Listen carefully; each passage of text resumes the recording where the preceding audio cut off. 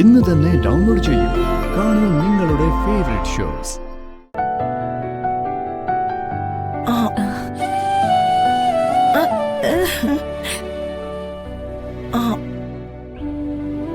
ഒരുപാട് വിശേഷങ്ങൾ പറയാനുണ്ടമ്മേ, അതൊക്കെ പറയാം.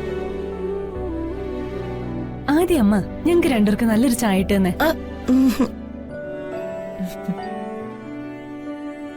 താനകത്തേക്ക് വാടോ.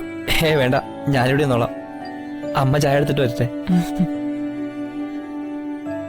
പാവം, അച്ഛന്റെ കാര്യം ഞാൻ ഇതുവരെ അറിയിച്ചിട്ടില്ല. അത് നന്നായി.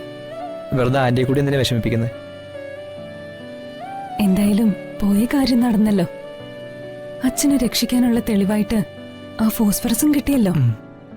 എല്ലാത്തിനും കാരണം താനാ. എങ്ങനെയാടോ ഞാൻ ഇതിനൊക്കെ തന്നോട് നന്ദി പറയേണ്ടത്? അതാ അറിയാത്ത. അറിയില്ലെങ്കിൽ താൻ പറയണ്ട. ഇന്നലത്തെ കാര്യങ്ങളൊക്കെ ഓർക്കുമ്പോ വണ്ടറടിച്ചിരിക്കും ഞാനും. താൻ പറയാറില്ലേ ആരുമില്ലാത്തവർക്ക് ഈശ്വരനുണ്ടെന്ന്? ആ ഈശ്വരൻ എന്നെ കൊണ്ട് ചെയ്യിക്കുന്നതാവും ഇതൊക്കെ. ഇനിയും അദ്ദേഹത്തിന് മറ്റു പല പദ്ധതികളും കാണും. അതുകൊണ്ടേ നമുക്കിടയിൽ നന്ദിയുടെയും കടപ്പാടിന്റെ ഒന്നും ആവശ്യമില്ല.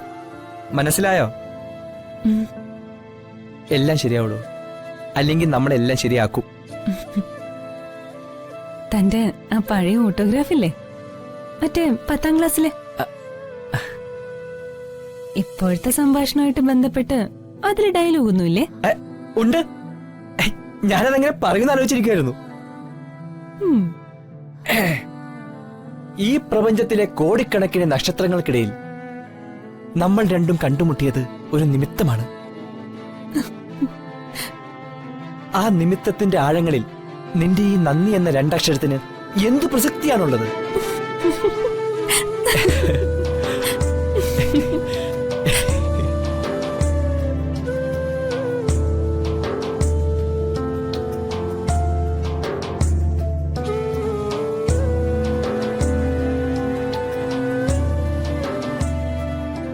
അമ്മയ്ക്ക് സന്തോഷം തരുന്നൊരു കാര്യം ഞാൻ പറയട്ടെ. ഇന്നലെ രാത്രിയില് മണിമാല തിരികെ അമ്പലത്തിൽ കൊണ്ടുപോയി വെക്കാൻ പോയപ്പോ ഒരു സംഭവം ഉണ്ടായമ്മേ. ഇപ്പൊ മണിമാല സേഫായിട്ട് എന്റെ കയ്യിൽ തന്നെ ഉണ്ട്. അച്ഛനെയും കണ്ട് ഈ സന്തോഷ വാർത്ത പറയണം.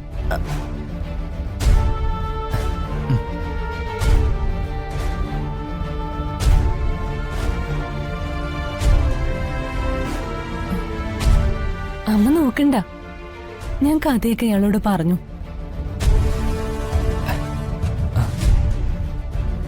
പറയേണ്ടി വന്നു. ആന്റി, ഒന്നുകൊണ്ടും പേടിക്കണ്ട. ഞാൻ ആരോടൊന്നും പറയില്ല. അത് മാത്രല്ല, നിങ്ങളുടെ എല്ലാ പ്രശ്നങ്ങളും പരിഹരിച്ചു തരുകയും ചെയ്യും ഞാൻ.